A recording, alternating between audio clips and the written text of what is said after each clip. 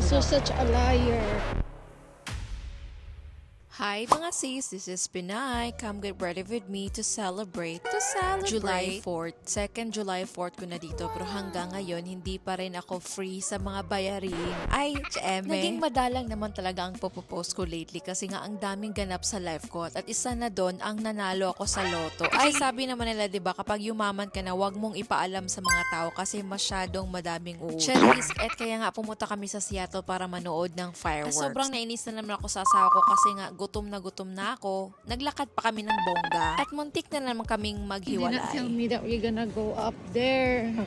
Because you're such a liar. You're such a liar. I did tell you we're going on top of a building inside an observatory. Sorry, that's around here. At strike 2 na naman ang aking asawa kasi nga nagsinungaling na naman siya sa akin. Kasi sabi lang naman niya, manonood lang kami sa park. At biglang nag-space needle. At syempre, umiral na naman yung pagka-budgetarian kasi nga, medyo may kamahalan talaga guys kapag may mas special event na ganito, pupunta ka ng space needle. Anong silbi ng aming $50 meal plan? But it is what it is. Napawaldas na, napagastos na. Kaya i-enjoy na lang natin. Naisip ko naman, deserve ko naman to.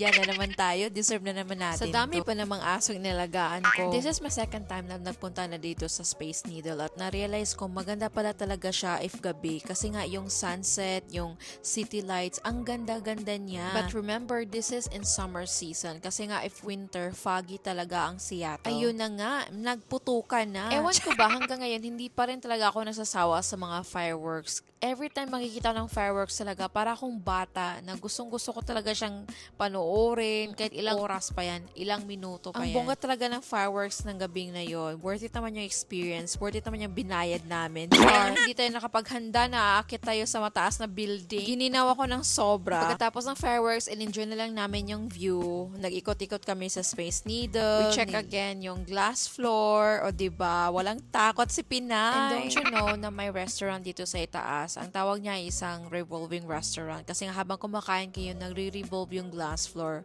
O diba, ang romantic. At napadaan na din kami sa souvenir na nabudol na naman ako sa isang mug na napaka-artistic naman talaga. Andyan na nga nagtatapos ang aking vlog. Thanks for watching guys. Hanggang sa susunod mga sisi.